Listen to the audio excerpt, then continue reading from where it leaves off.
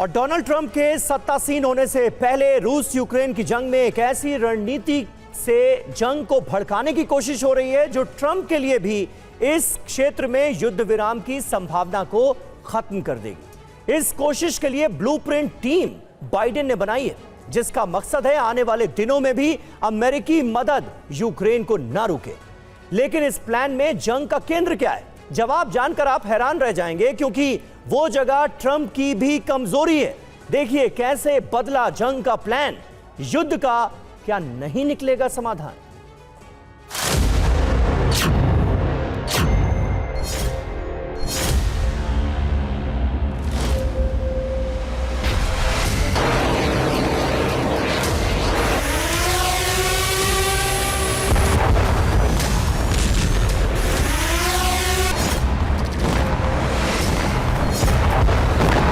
हर रसोई तक पहुंचाएं अपना ऑयल ब्रांड, हर महीने लाखों रुपए कमाएं। अभी डाउनलोड करें फ्रीडम ऐप और सीखें एडिबल ऑयल बिजनेस।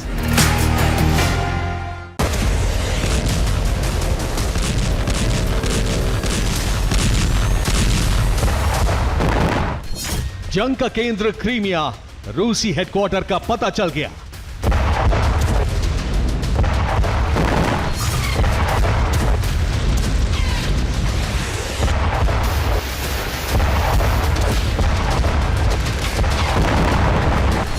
मोर्चे पर हुए तैनात यूक्रेनी सेना के जवान।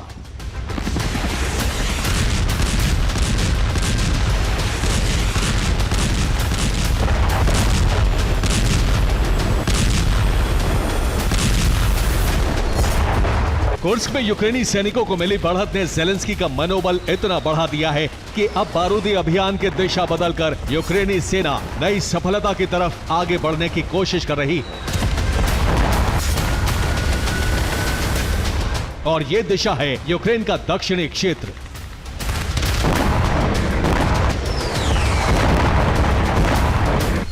रूस की सदर्न नेवी का मुख्य पोर्ट क्रीमिया, जिस पर हमले की तैयारी पूरी हो चुकी है। और इस मिशन में खुले तौर पर साथ देने जा रहे हैं बाइडेन, जिनके लिए 20 जनवरी से पहले हर वो काम करना जरूरी है जो उनके सत्ता विहीन होने के बाद भी इस जंग में यूक्रेन को कमजोर ना होने दे।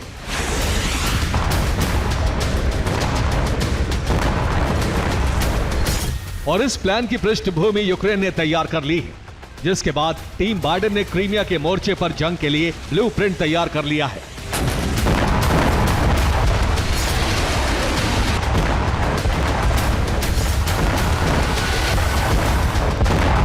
दावा है कि यूक्रेन के गुरिल्लाओं ने क्रीमिया के अंदर रूसी सैन्य मुख्यालय का पता लगा लिया है। रिपोर्ट में बताया गया है कि सैनिटोरियम के मैदान में बड़ी संख्या में सैन्य मालवाहक हैं।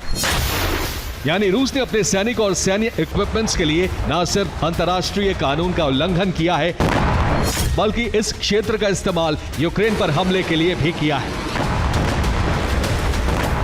ताकि यूक्रेन नागरिक ढांचे पर पलटवार ना कर सके।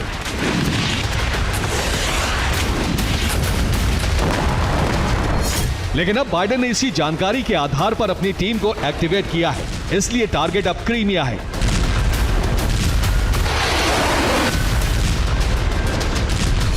लेकिन सवाल अटैक प्लान का है, वो कैसे होगा? क्रीमिया पर ऑपरेशन के लिए बनाए गए ब्लूप्रिंट में रास्ता समुद्र होगा। हवाई हमले के लिए भी बारूदी ड्रोन का इस्तेमाल किया जाएगा और इसकी तैयारी का ट्रेलर भी जारी कर दिया गया है। यह वीडियो भले ही दक्षिणी खेरसोन का है, लेकिन इसमें यूक्रेन की ताकत की नुमाइश है, जिसमें anti missile system Panjshir S-1 और ओसा एंटी एयरक्राफ्ट सिस्टम को यूक्रेनी ड्रोन ने ध्वस्त कर दिया है। ठीक ऐसे ही हमले यूक्रेनी फोर्स क्रीमिया पर करने की तैयारी कर रही है। लेकिन यह शक्ति प्रदर्शन का सिर्फ एक हिस्सा है, दूसरा आपको चौंका देगा।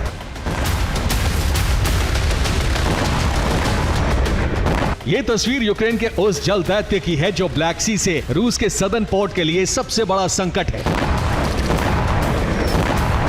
यह वही जलास्त्र है जिसने कर्च ब्रिज को ध्वस्त किया था।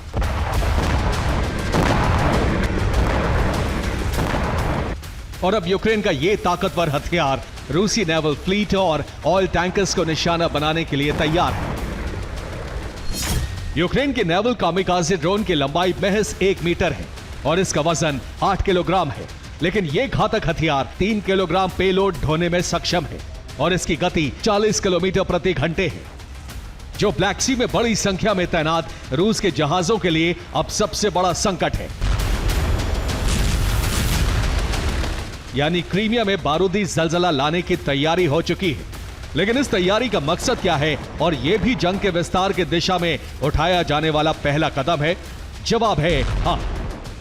बाइडेन के क्रीमिया प्लान के तहत 20 जनवरी से पहले जंग को भड़काने की तैयारी है, ताकि जंग को उस रास्ते तक पहुंचाया जा सके जहां से वापसी नामुमकिन हो, चाहे ट्रंप सत्तासीन होकर भी सीज फायर ना कर सके, ना ही यूक्रेन होने वाली हथियारों की सप्लाई वो रोक सके।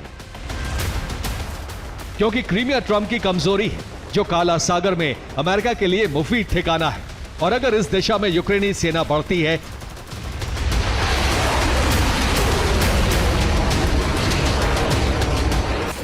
तो क्रीमिया को पूरी तरह से कब्जे में लेना ट्रंप के लिए फायदेमंद होगा। इसलिए बाइडेन ने अपनी जर्मनी की यात्रा रद्द कर दी और नेटो देशों पर दबाव बनाना शुरू कर दिया, जिसमें पहला कदम बाइडेन ने अपने कार्यकाल की आखिरी मदद देकर उठाया है। इस मदद में 34,000 करोड़ रुपए से ज्यादा स्वीकृत किए गए हैं। इस मदद के रूप में यूक्रेन को हथियार दिए जाएंगे और ये हथियार 20 जनवरी के पहले पहुंचा दिए जाएंगे।